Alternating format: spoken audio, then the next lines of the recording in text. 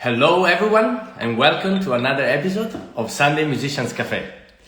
I'm over the moon and really excited for the chat that we are going to have today with our guest Sergey Ostrovsky. For who doesn't know him, is actually I would I would be surprised if you don't know him. But if you're a violinist, for sure you know him. But if you're another instrumentalist, you probably never heard about him. But he's a fantastic violinist, conductor and pedagogue, so it's a full around artist that I'm really inspired of, and we met the first time together this summer, and I had the pleasure to spend 3 weeks in Israel with him during a fantastic master course, a festival called 𝐩𝐫𝐞𝐝, and so all the friends watching now, I say hi to 𝐩𝐫𝐞𝐝, and recently we met again in London because he was leading as a first violin of the Royal Philharmonic Orchestra. So for very exciting programs such as Shostakovich No. 9 and Sibelius concerto performed by Francesca Dego. In the meanwhile, I hope you're having a nice Sunday afternoon, and this is the 26th episode. It's been a wild ride. Sometimes I lose the feeling of time, and I don't know for how long I've been doing this, but actually it's not too bad. So if you have any feedback anyway, or suggestions you would like to give to me, I will really appreciate them, and send a DM or email. You can find it in my bio, and tell me whatever you want about this project, and all of your tips and suggestions or comments or feedbacks are very useful and very appreciated. So today with Maestro Ostrovsky, I would like to talk about many things, and because he has done so many things. So he's been actually for 20 years, 15 years or something, the first violin of 𝐩𝐵𝐸 quartet, which is a very important quartet. And when I was a child, I was listening to recordings and stuff. So meeting him was an honor for me. So really a dream becoming true. So I would like to talk about quartet life, but if you have any questions during the live chat, you can obviously drop it in the chat, and we'll talk about it. And if we can, we answer to questions that you are curious about, and about musicianship, music, life in general, or direct questions to me or to Maestro Ostrovsky. But let's invite Maestro Ostrovsky to this 26th episode of Sunday Musicians Café, and let's have fun.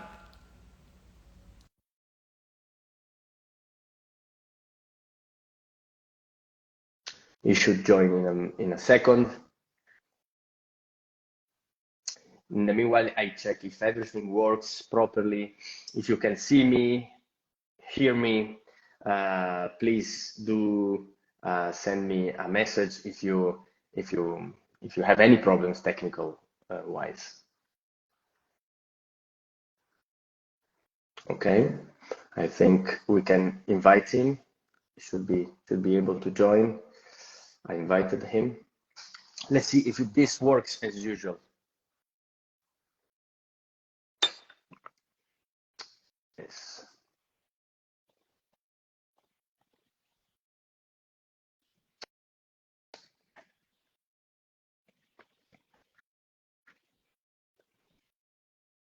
Okay.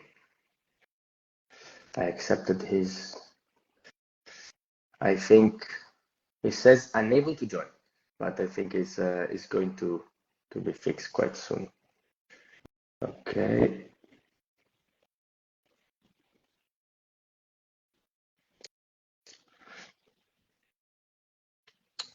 How are you guys? All good? Where are you listening from? It's always very interesting to know. We have people from every part of the world. So the States, the Middle East, Europe, obviously, and sometimes South America as well. Okay. Italy. Hello from Italy. Nice. I'm trying to accept his invitation. But apparently it doesn't work. I'm sending you the invitation, Maestro. You should be able to accept it. Ciao Pietro, greetings from New York. Hey Pablo, how are you? All good? Nice to hear from you, man. Pablo is a fantastic photographer. We met in New York 2 years ago now, or 1 year ago. Hey, eccoci, fantastic. I can hear you, see you. Very good, very good. Okay. Do you see me? Yes, we can. We can. It just completely didn't. It's completely didn't connect. I don't know. I really tried. Okay. So It's okay. fine. It's fine. Now it's all good. So it's fantastic. How are you, Maestro? All good? I'm good. Yeah, thank you. I'm just. I was a little worried. I mean, like now before the No setting. worries, no worries. We Had to have close. time. We have time. I was reading. Look at this. They are following from Italy, from New York, from Spain, from all over the world. Please let us know where are you listening from. It's very interesting to know all the different locations of this crazy group of people that follows this project. I don't know if you've been following this project, Maestro, but I'm really, really grateful that you can have a chat with me today. Very happy, Pietro. Thank really, you so much. very nice. Very nice to see you. Very nice to be here with all the people. Amazing. I'm in Tel Aviv. Ah, okay, I see. I'm in Israel at the moment, and Okay. I'm here for the concerts. We had a concert yesterday with the trio, with 𝐩𝐫𝐞𝐩𝐿 Brachman and Felix Nemirovsky. We have one more time on Tuesday. Wow, how is 𝐩𝐫𝐞𝐻? I met him this summer. So how is he? Good. He was not. He was a little sick but he played wonderful. As usual, he's amazing. Yeah. He's amazing. Yeah. It was. We play many years together, and it's just always talking the same language. The same with Felix Nemirovsky. Both of them are my dearest friends, and we love playing together. And hopefully. The concert after tomorrow in Ashdod, which is attacked quite often. The concert will be going yet, and if everything goes fine, we go to Korea, South Korea tour in April. Okay, fantastic. But you travel a lot at the moment. Look, greetings from Turkmenistan. There are people following from Turkmenistan and Turkey. Fantastic. Okay, yeah, cool. But listen, I travel. Actually, I did travel all the time. All my life, I traveled quite a lot, and I like it. I like meeting new audience, and also home audience, like in Israel. The people know me since I'm a child. Yes, this is very interesting. It's just because of the COVID and this kind of stuff. It was a little reduced, but now it comes back a little. Very good. So I was introducing your person as an artist, obviously, at the beginning, but there are many people that are not musicians that follows this project, that are interested in musicianship and music life, but there are also musicians. So I would like you to maybe tell us a bit in a short way, the way you want, about your experience in life as a music lover, and then performer, and then amazing soloist, but which are maybe the key moments that you can say, okay, this clearly was a sign for me to become a violinist, no? Because I know you met, for example, Isaac Stern. So I don't know, maybe that's Isaac Stern I met when I was deeply into it, so that was already well after decided. But of course, it was a great meeting him and members of the Amadeus Quartet, Alban Berg. By the way, you mentioned my string quartet. I was first violin for 27 years. Wow, 27. It's an entire lifetime. Wow. Yes. That's a lot. Wow. Yeah, it's definitely more than half of my life. So, listen, I was growing up in the musicians family. Father and mother and my older brother and older sister, they were already into music. But they all mostly pianists. And my father, when he asked me what would you like to play? I said immediately violin, because many musicians in our city came to rehearse with my dad, because he was one of the best musicians, you know, like especially for chamber music. They all came at our house, so I did my homework listening to great music all the time. And of course, I tried the instruments of the guests, and the violin somehow talked to me a lot. And I was like 4 when I decided that. My dad was very happy. And at the age of 6, I started actually taking lessons, and I never regretted it. That's not for the interview. That's really the truth. I just never regretted. I don't know. Something went very smooth, and You when I never, you never listened, had moments of like, okay, I want to quit, giving up, or during your teenage years, you were like in never any crisis or any no, difficult you moment? know, first of all, my dad always created so much opportunities for me, you know, in the ensemble and with orchestra, with like I had such a great project, and violin was always some light in my life. So, and when I was 16, I moved to Israel, Okay. and that was not easy. But violin again was like a saving moment, you know, like it was my Yeah. hope, and I hoped to, you know, Safe place. It to, was the safe place. Yeah. no, yeah, the violin was, yeah, was my safe place. It's I knew always that I will be Yeah. violinist, and Do you nothing.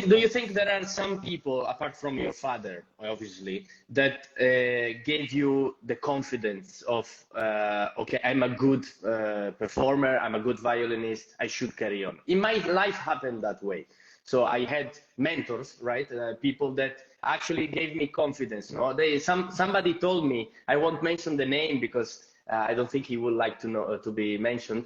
But the man name, he told me, you have a moral duty of carry on with the violin because of your talents, no? And that stayed with me all my life. I don't know if that happened to you as well. No, listen, I come from the Russian school. The teachers are not. Very sentimental. No, very Yeah, true. they are not. You know, they're just like this. They are hard to you. Then okay, whether you survive, then great. No, then you are too weak. That's it. You know, Okay. like, Yeah, no, but that's I mean, nowadays I think it's not possible, no? I do something totally different in my Yeah. teaching. You know, for much more supporting, much more supporting my students, and trying for them really to find a good way, because it's totally different system. You know, Yeah. like and, yeah. But my teachers were great. They gave confidence by teaching and by being hard to me. Mm. You know, about many things. Yeah, but my father, of course, my family, they always Mm. been there with me and for me. You know, my sister, my brother, my Yeah. mother. They always like been for me for all my competitions, performances, Do and you think, I mean, it might be a controversial question and difficult to answer and too broad probably, but do you think, because as a pedagogue and you teach in Geneva, for who doesn't know, but he teaches, he's been teaching for a long time and he's very 15 experienced in that. years. Yes, exactly. And so I was asking, do you think the role of the parents, especially until I would say the major age, no, where you can start deciding by yourself, is a key one to follow this kind of career?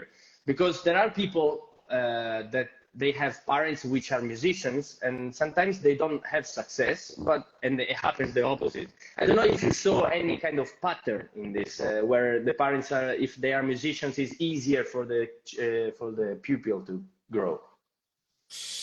Maybe, yeah, in a certain way, if their parents musicians who are good teachers, like my father, yeah, like Mm. who knows to not to push. For example, I when I was 10, Vengerov was 11, and Vengerov came and played the Paganini first concerto with our city orchestra, and played as encore, as it was not enough already. Last Rose of the Summer. At 11. And Wow. and I hardly survived playing Bach A minor concerto first movement. And I asked him, my dad, Yeah. how can I kind of catch this guy? Yeah. Like he's only 1 year older. And he said, listen, when you will be 25, he will be 26, you will play the same pieces. And just the question is like, what do you put in it from now then? Everyone has its own rhythm or its own way. Because he's a child prodigy and something completely different. But it's right, you know, like, of course, we are not talking about career and stuff, I mean, of course. But he was right not pushing me ever to the, you know, to play this, to play that. He was like supporting me at my projects and like letting it play in a good spirit. He was accompanying me also like at one piano for That's good. That's very quite good. a few years. What do you think as a pedagogue yourself? I jump, if you think my questions are too weird, please let me know. But I jump from one side to another. But as a pedagogue, what do you think is the right amount of work you should put into a child until, let's say, it's 10, 12 or something like this? So when before you start using the full size violin, yes? So how much you can work with a child in that sense? Depends on the child. Okay. It very much depends on the child. There are kids who cannot hold more than 40 minutes, 30 minutes. And I recently here in Israel, I gave a lesson for a wonderful girl, 12 years old. I mean, we had 1 hour 15, 1 hour 20. Okay. She didn't even get tired. I mean, she was like she was so into it. So she was so concentrated and did everything. And even like when second time the same place comes, she was just doing the same. You know, Alma Deutscher, for example. Yes. Alma Deutscher, when she was 9, she came to take lesson. Really? Okay. Yeah, because she had her own violin concerto written, Yes. which was very difficult for her age. And somehow her teachers didn't want to work with her, so she came to Geneva, actually. We had 3 hours lesson, 3. Wow. And she didn't let 1 second go away. I mean, like, she was so concentrated. I mean, so you think this is part of talent or is part of a good discipline from the parents as well? No. I mean, it's the ability, but it doesn't mean that someone who doesn't have it at the age of, I don't think I had it when I was so little. I don't think I could hold me 3 hours. Absolutely not. No, but no, I think 1 hour, maybe 1 hour. Yes. But it doesn't matter. And again, I tell you, I didn't practice more than 1 hour and a half till the age of 14. But then I was able to practice 10 hours, 10, 12. I mean, yes. And I think every violinist at a certain point, no, not yes, violinist, every instrumentalist should pass 2-3 years practicing like hell, like really, yes. like hours and hours. Not that always will be efficient, but it's finding it your own efficient way, finally. Yeah. You have any suggestions from your experience in which you see the risk of burning out, right? When you are 18, 19, 20, where you put, those are, I mean, I saw very often, and happened to me in the same time, those years are the one where we practice like hell, like 10 hours or 8-10 hours. And actually sometimes we are also very ashamed of saying that we practice that much, because people, they will judge us, no? So people judge us anyway. People judge if you practice too little, if you practice too much, if you don't practice what they are practicing. they only judging. You're right. But you know what happens is that we keep it for ourselves and we practice a lot, and then we burn out. Do you have any suggestion on try to avoid that? Or difficult to say. I feel that nowadays there is more of this. Yeah, there is more of this. People are very stressed and tired, and with the phones all the time. Yeah, you think is the social media as well contributing to this? Yeah, social media contributing. So my first thing, they should sleep enough. I mean, not really. I'll write down. Wait a second. No, it's okay. No, Yes, but yes. just enough hours of sleep. I mean, like, because people are not. Of course, there are parties. Of course, there. But then when they are not partying, like when coming home and they're not sitting at the videos to watch stupid videos till 2 o'clock in the night, and then at 7 to wake up for their studies. I mean, they can carry on. I mean, physically it can go, but it's just there is certain limit that will accumulate, and then they will be, and it's they will be tired, and then it's enough. One bad news. One bad news, you come, and then you can be totally depressed, and not we have enough bad news every day. So very important to sleep enough. I mean, hopefully to do some sport. I mean, at least some basic things, like going, walking around, and every day. Having enough air, enough. So it's just some routine which people think it's not important. It's important. Of course, after this, there are people who doing yoga, and which is great. There are people who are really going to the fitness, really great. But I'm not talking about this. I mean, this is great if people have the time. But first of all, to sleep enough and to do some minimal activity for the body, because otherwise, really, violin, especially like the positioning, it's physically so demanding, and Yeah, and this is actually very good suggestions, because sometimes people they say things that are not too much related with our own nature of artists, but because we are more than just players, we are a person, so we have to take care of our body in all the senses, and this is very nice. How did you cope with this specifically topic during quartet life, for example? Because quartet life, it might be super stressful as well, because it's a lot of traveling. You always confrontational with other people. I mean, confrontational in a good way, trying to build up, like just debating and stuff. Debating can be very demanding, no, on the energies. So how did you cope that in quartet life? No, listen, sometimes I coped, sometimes I didn't, because I tried to find the good ones. Yes, it was quite a few difficult rehearsals, but then when you really always with the quartet, you try to have your own time a little bit, your own time, and you talk about also practicing, like your own practicing. Yeah. Yes. Sometimes. Very little. But I'm not example. I will not talk. My secrets are my secrets. But your own time, whatever makes you pleasure, whatever you release, whatever you recharge your batteries. You go for a walk. You go to meet your friends, eating a nice crepe. I don't know, or I don't know, or practicing, whatever makes you calm.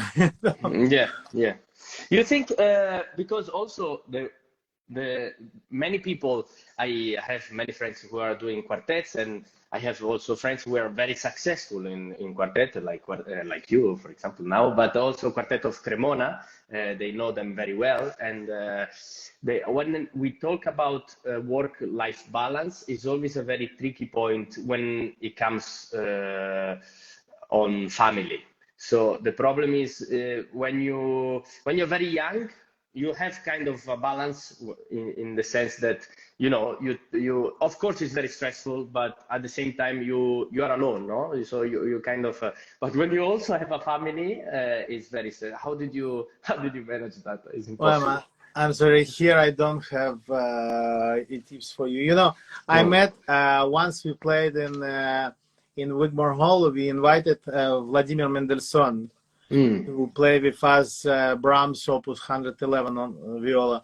I liked very much the guy, and he was really a pedagogue, which didn't make you feel, even when you were like older, he didn't make you think like a student, but he really had something wise to say all the time. So, and we were like, it was already nice. I said, listen, we play in Wigmore Hall a coffee concert. It pays not so well, but how about we give you like half and then we make half of the quartet? He said, no, this is not the way how we do chamber music. Wow. First of all, we put on the table all the expenses, all travel expenses, wherever you came from, hotel, and whatever is left, we go eat a nice dinner. Wow. This is how this is how this is nice. Chamber music. But okay, this is not what I was talking about his wisdom. So just Sergey is my nickname. So how are you doing? What's it? And I was like, at that moment, I was also concertmaster of Orchestra de la Suisse Romande, and the quartet and life and the, family, kids. And I said, listen, Vladik, fine, I'm doing quite active. I'm trying to find a balance. He stopped me right away. Don't try. There is no balance. That's a good way, actually. There is no balance. There is no balance. Where you invest in your career, you go with your orchestras, play solo, chamber music festivals, your family is not happy. They are not happy because when you leave, they always they get sick, they like kids. It's not like normal life. They always get stressed, and when you have the family, then you forget to write the emails, and then next season you don't have concerts. I mean, I see. You see it. I mean, I cannot say that there is no balance. Of course, there is certain balance, and I think nowadays I did succeed to have balance. I have many kids, and I do take care of them, but of course now I left, they sick right away, and it's not easy, Yeah. But in this case, if you're really doing this and you really consider in your decisions your family, you cannot feel ashamed or feel bad. Okay, that's life. You have to do. This is what we were living for, the concerts, and the concert, as it was yesterday with my friends. It was a very good concert. I don't know, of course, certain things could be better, but in general, the spirit was one of those concerts which you understand why you're doing this. Yeah. Nice. Very nice. No, absolutely. Thank you very much for these suggestions. And this, it's not tips hunting, but I really like when people share their experience and everybody can take what they like from it, and they learn from it. Yes. And there is another part of your life, and which is the leading. You mentioned, yes, leading orchestras, and obviously. Nowadays, it's clearly more difficult to be in an orchestra than in the past. And you have people like you, like soloists, like incredible violinists and performers, incredible performers, which are part of the orchestra sometimes, or sometimes they lead, obviously, or they have a forced chair. But it's still very hard to win an audition. So how did you see any change in the? First of all, if you, you've been doing this for many years, so if you see any change, and which are the main, which is the main focus that orchestras now they have on auditions, and which was the past, and if you can compare which is the best that you think. And now, I think for the concertmaster, there are a few changes from both sides. Concertmasters are now. They don't want to be playing the whole time with the same orchestra. They want to play some part of the activities as a concertmaster, but then they want they want to play around, they want to play chamber music, soloists, etc.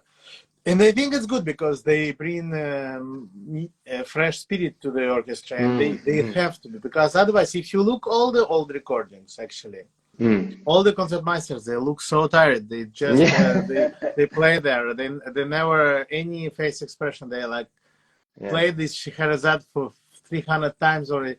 They are really not bringing any spirit to the orchestra. I mean, so that's one. Second, orchestras are in general also about the conductors. They kind of start to be afraid of the personalities, like too strong of the personalities. Then it's like today the conductors are much less deciding. Concertmasters are much less deciding. You know, like in some British orchestras, the musical director is not even sitting at the audition. You know, not even judging. Now, in some orchestras, concertmaster is not taking a decision about hiring another concertmaster. Wow. Which could be nice, but he should participate, I think. Yes. Why you think he's that way now? Because because democracy, you know, like everyone wants democracy full side, you know, and I don't believe really that orchestra can work like this. First of all, like that. I don't understand why in auditions, concertmaster and musical director having the same voice as a tutti second violin player. No, it's not. I'm not against democracy in the decisions, like important. Oh, I understand. But conductor and the leader of the orchestra and the section, they are much more responsible for the artistic result. So why don't they have? Why don't they have extra voice?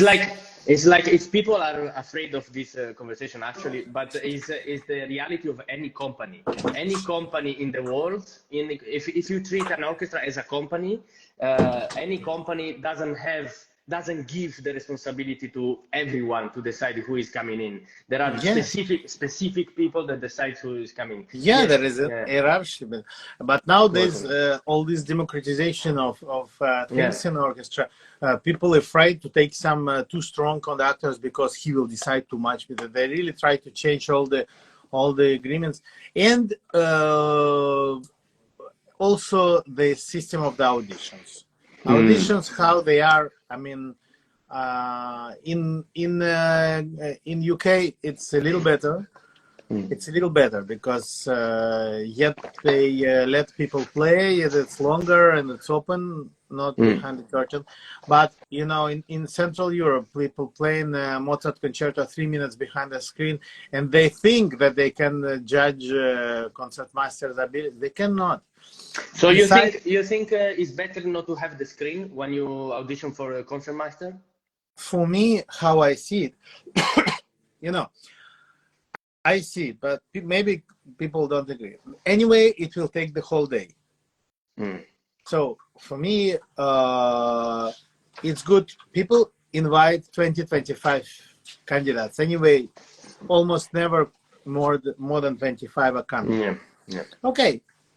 Give everyone 15 minutes openly to play. To play a little bit of Mozart, a little bit of Romantic, a little bit of solo. Choose 2, 3, 4 interesting candidates, and next morning with an orchestra at the rehearsal, everyone has 1 hour, and like this we can feel how concertmaster is, for example, gluing the whole thing together, because that everyone can feel. And then they can choose one concertmaster which could take a trial year, and that's it, and that will be fine. Otherwise, if the Olympics, like the 3 minutes playing behind the screen, then playing something, and then they have 1 year, and they say, yeah, he's a good violinist, but not a concertmaster. But good concertmaster was eliminated after first round already. And I know so many fantastic first prize winners of Queen Elizabeth, the people from top orchestras who are not passing first round. I mean, and this is crazy. How? Why? I mean, like. But because nowadays I see to be a soloist or playing chamber music, or to be like a free kind of artist, or concertmaster or in an orchestra are two different jobs, completely two different jobs. And we have been treating them as similar, but actually they are not. So I saw as well some colleagues of mine that are fantastic violinists, but they don't pass auditions.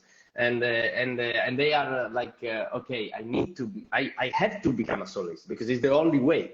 So there is no other option, no? And this also, it brings me to another topic, which is having a family and everything and stability, which is very stressful nowadays. When you are in your 20s until your 30s and you don't know what to choose, you actually are pushed always on one decision or the other. Yes, you cannot actually, you are not free of choosing. And this goes to the role of schools that I would like to discuss with you in case. But I think in general, maybe schools, I don't know if you as a pedagogue, you teach this way of approaching auditions as, okay, if you want to win a position in orchestra, you have to change completely attitude, change completely approach, or no?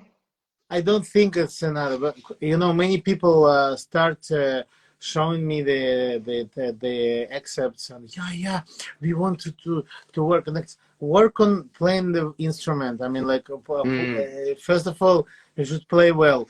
I've been in the auditions in a jury where a girl won playing wonderfully Sibelius Concerto, and she played the orchestra parts totally out of rhythm. And we took her, decided to take her, and they said, listen,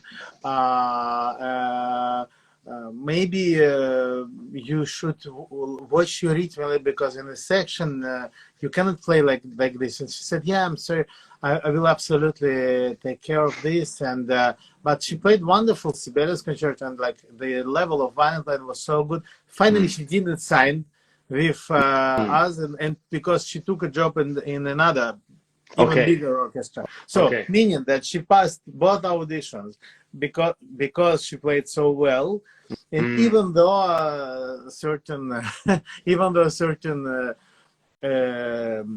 let's say orchestra excerpts were not perfectly done. Of course, they should be perfectly done. No, but you see, for example, I see such a paradox because majority of orchestras I've been auditioning for, or the opposite, they've been telling me the opposite. No, so it's more important the excerpt than actually the solo piece. I was always taking care of the solo piece, and to show that I can play, and then maybe the excerpts are a bit. Pietro, not the solo, the personal level of violin playing. I don't say you should practice more Mozart, Sibelius than the orchestra. If you go for the audition, practice everything. But I mean, young people should take care much more about improving their instrumental level, musical level, artistic level, and then to one girl did audition for our new orchestra, asked me if it's worth to play for someone before. I said no. Okay. But no, that doesn't work, because you just waste your money, because one likes it faster, the second likes it slower, and then at the audition they will exactly discuss that. And no, just you should be well prepared, play well, and that's it. If your level is enough, it's enough. It's not, doesn't help playing and people. And she won. Very good. And she won the audition. Very good. I like this conversation very much. It's like a fresh air. It's like walking in the park, with a nice fresh air. But listen, I know you are very busy, and I would like to talk about these topics, which they touch me personally, obviously, on all levels, and for maybe 20 days if we could, but we cannot. So I wanted to ask you something. And you're a very good pedagogue, so I know you're going to give a lot. I mean, already you gave a lot of suggestions, but I always ask this question towards the end of the chat, which is if you think there are any specific areas in which young people, they should focus nowadays, and which are the qualities in general, let's say, if you think they are required today. Nowadays for a young musician, which are the areas and which are the qualities that you think a young musician should take care of nowadays? I think really something they should take care of. They should be prepared to each project they play. They invited to the orchestra. They should be knowing the score, knowing the part, knowing like a conductor the piece. They invited to the chamber music piece. They should basically be able to coach the piece. You know, they should play everyone's part. They should be learning the score. They should be able to play with the recording. So they should be like really studying the whole history of. They should become. Then every project we will see. Whoa, this is a great person. She's so young, but she's so professional. I want to invite her again because I can rely on her. Or sometimes I come, people like half learning their parts. They only learn the 16 notes because it's something, yeah. And then they don't know the entrances inside. You know, you come to the Mendelssohn Octet, like everyone goes to the, and then. And of course, and we have 2 rehearsals, and then they say, yeah, Sergey was looking at me, so I was so stressed to play with him. I mean, okay, stop it. I mean, I'm not stressing anyone, especially when they are prepared, really. I mean, people should be prepared for the projects, and everyone should be prepared in the chamber music and orchestra, so then we can rely on you. And each project, especially playing with the teachers, you should be prepared better than the teachers, because teachers are busy. They never have time to practice. They have families and stuff, but they have experience. They play this. They will put it together. It will much be more pleasant. For example, last summer we had a group with in 𝐩𝐫𝐞𝐝 with 2 young girls. They were so well prepared, so we could really work on the important stuff. We could really teach something, share with them a good experience of chamber music, not just no. There you enter one bit too early. No, this is a 16th. No, this is a flat, not in natural. You know, but they were prepared so well, so we could really advance with the piece and really share with them our experience and not just learning notes on the entrances. That's fantastic suggestion. I like the fact to the focus on being a full artist and not just your little job. And you know, like it's a more complicated job, and sometimes we forget these parts of preparation, right? And so thank you so much for this suggestion. I'll take it on myself as well as a hopefully a student of you one day maybe. And definitely thank you again for being able to join us today for the 26th episode of Sunday Musicians Café. Please share it with everyone you would like to. Yes. And everybody who is listening, please do follow Maestro Ostrovsky on Instagram and all the social media you can find. You can find all the recordings on Spotify, on Apple Music, every platform of 𝐩𝐫𝐞𝐝 Quartet, YouTube, and listen to them. They are incredible. And also follow his career, because he's probably is going to jump from one orchestra to another one. So it's good to know what he is. So maybe you're gonna listen to a concert and you realize the concertmeister is actually Maestro Ostrovsky. So you can say, I listened to your chat with Pietro in Sunday Musicians Café. It was lovely. You know, a bit of marketing for myself as well. Absolutely. Kidding. I'm kidding. So Maestro, when you come to London again, please, I come to Geneva maybe. Please, let's be in touch and let's meet face to face. Thank you again for this amazing conversation. Thank you, Pietro, and it's wonderful thing you are doing. I'm sure that it will be interesting and maybe useful also for fellow musicians and younger colleagues. I mean, thank you for doing this, and guys, follow Pietro. He's a great guy.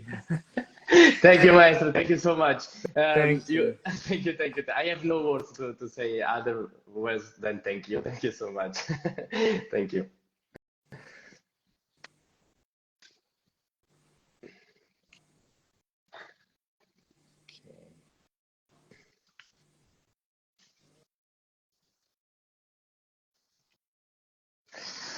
What a fantastic guest.